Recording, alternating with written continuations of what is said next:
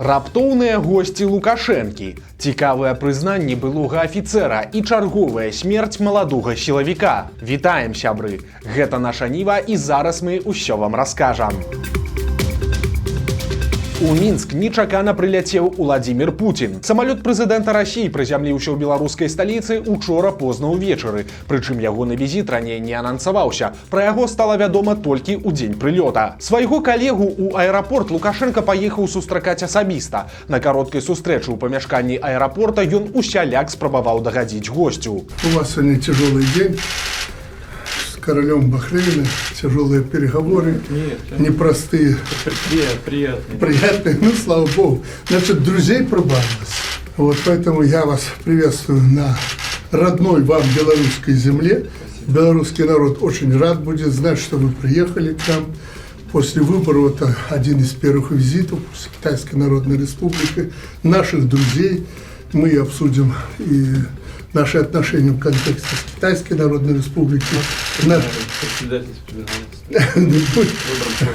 Я думаю, Си Цзиньпин будет рад, что мы обсуждаем эти вопросы. Нягледзячы на тое, што Пуцін у Беларусі можа ў прынцыпе адчуваць сябе гаспадаром, ён прытрымліваецца вельмі сур'ёзных мер бяспекі. Разам з ягоным самалётам у Мінск ляцеў борт-двайнік, які суправаджалі 4 вайсковыя знішчальнікі. А пасля пасадкі Пуцін спускаўся да Лукашэнкі па куленепрабівальным трапе. Падобна, што мерам бяспекі свайго беларускага сябра ён давярае не вельмі. Пасля іх кароткай сустрэчы расійскі кіраўнік адправіўся на начоўку. Мерапрыемствы другога дня візіту пачаліся толькі пасля обеду. За гэты час у Мінск паспелі прыляцець члены расійскага ўрада, у прыватнасці міністр замежных спраў Сергей Лаўроў і новы прызначаны кіраўнік Мінабароны Андрэй Белавусаў. На кадрах з ягонай сустрэчай тэлекампанія ВНТБ чамусьці вырашыла заблюрыць мадэль рухавіка на цывільным Ту-214. Навошта гэта было зроблена, застаецца загадкай. Свой працоўны дзень у пятніцу Уладзімір Пуцін пачаў з ускладання вянкоў на плошчы Перамогі, а пасля паехаў у палац Незалежнасці. Пасля кароткай адкрытай часткі перамовы працягнуліся за зачыненымі дзвярыма. Прычым, магчыма, за гэтымі дзвярыма быў яшчэ адзін нечаканы персанаж, але пра гэта мы раскажам крыху пазней. Якая сапраўдная мэта раптоўнага візіту Пуціна, сказаць складана. Самая верагодная прычына гэта вучэнні з выкарыстаннем носьбітаў ядзернай зброі, да якіх далучаецца і Беларусь.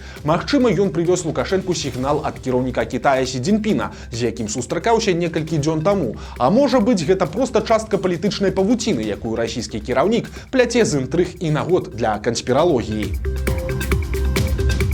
Паралельна з Пуціним у Беларусь прыляцеў яшчэ адзін цікавы госць. Як паведаміў канал «Беларускі гаюн», сёння раніцай у аэрапорце Гомеля прызямліўся прыватны самалёт, які належыць апальнаму прэзідэнту Украіны Віктару Януковічу. Хто насамрэч быў на борце таго самалёта і з якой мэтай ён прыляцеў у нашу краіну, пакуль загадка. Нагадаем, што апошні раз Януковіч быў у Беларусі ў сакавіку 22-го года. Тады меркавалася, што пасля маланкавага захопу Украіны Расія на пару з Беларусі установіць там марыянеткавае кіраўніцтва, якую узначаліць зрынуты прэзідэнт. Але Украіна выстаяла і Януковіч зляцеў ні з чым.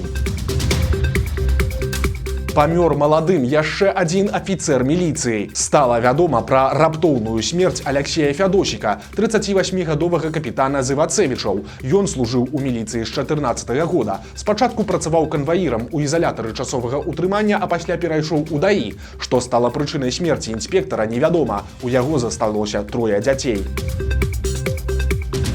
Цікавае прызнанне былога афіцэра, які ахоўваў Лукашэнку. Максім Дзенісевіч служыў ва ўнутраных войсках. Гэта быццам бы салдаты, але з міністэрства ўнутраных спраў. Дзенісевіч звольніўся адтуль у 20-м годзе і цяпер падзяліўся цікавымі ўспамінамі. Ён кажа, што на практыцы ўнутраныя войскі прыцягваюць абсалютна да ўсяго. Яны і ахоўваюць Астравецкую АЭС і капаюць бульбу ў рэзідэнцыі Лукашэнкі. І апошняе, дарэчы, не жарт. Дзенісевіч згадвае, цытата: «Аднойчы мы прыехалі, а некаторыя клубні ляжалі амаль на сонцы. Трэба было запхаць іх у зямлю. Вось такая суперзадача. Калі раптам вам цікава, якія гатункі бульбы саджаюць у рэзідэнцыі, то гэта мастак і палац». Канец цытаты. Таксама ўнутраныя войскі ачапляюць тэрыторыю, дзе забаўляецца Лукашенка. Напрыклад, яму стрэльнула ў галаву паехаць на трактары касіць траву. Значыць, пачынаецца кіпіш. Мінімум 30 чалавек з унутраных войскаў, плюс недзе стаіць бусік за мапам, плюс служба бяспекі прэзідэнта са зброяй нясе варту, плюс ДАІ. А калі Лукашенко, напрыклад, едзе з рэзідэнцыі ў аэрапорт, што бывае даволі часта, то задзейнічана каля 1000 чалавек.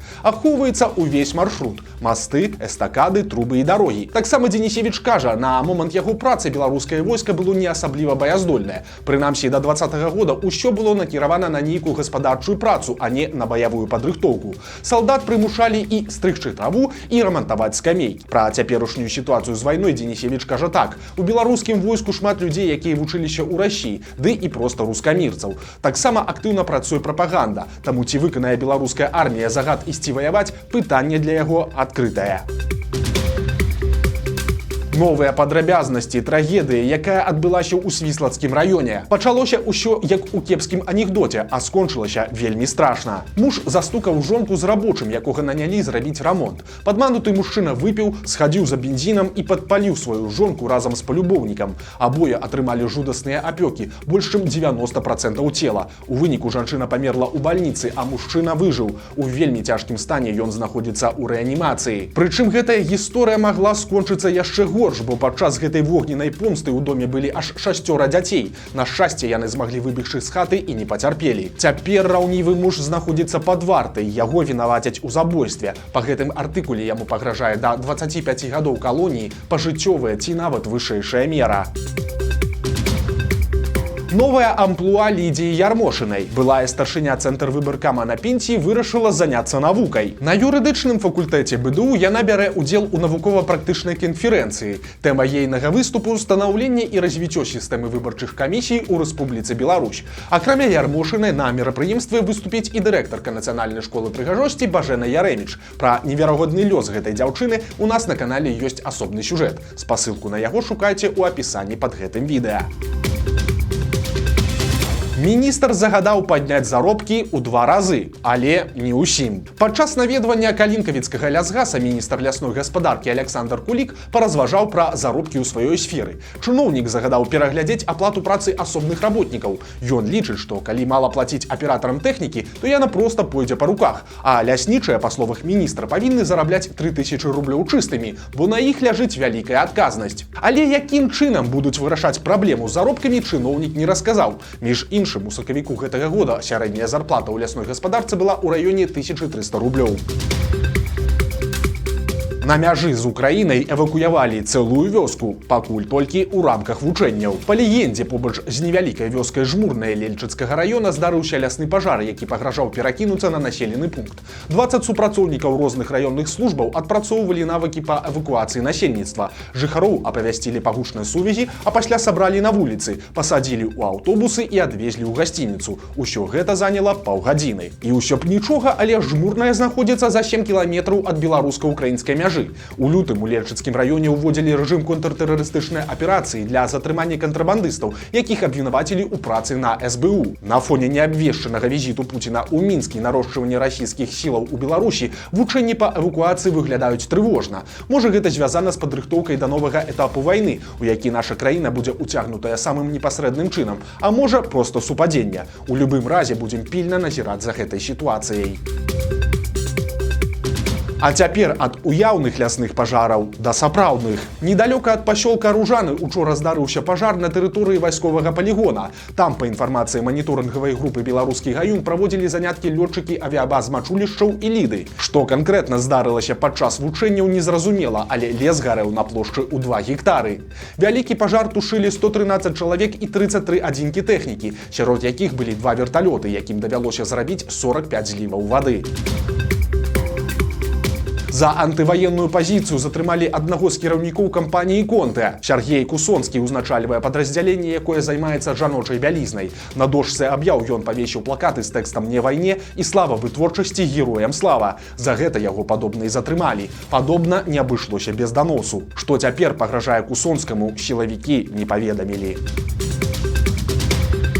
У Мінску будуць судзіць грамадзянку Літвы. Яе абвінавачваюць у агентурнай дзейнасці. 3 чэрвеня ў закрытым рэжыме пачнецца суд над Аленай Раманаўскіне. 59-гадовую жанчыну падобна затрымалі летась, калі яна прыязджала наведваць родных у Беларусь. Сама Раманаўскіне родам з Мінска, але даўно жыве ў Літве. Яна працавала ў санаторыі Беларусь у Друскінінкай загадчыцам аддзела маркетынгу, а таксама ўзначальвала невялікую рэкламную кампанію. Цяпер жанчыне пагражае ад 3 да 7 гадоў калоніі.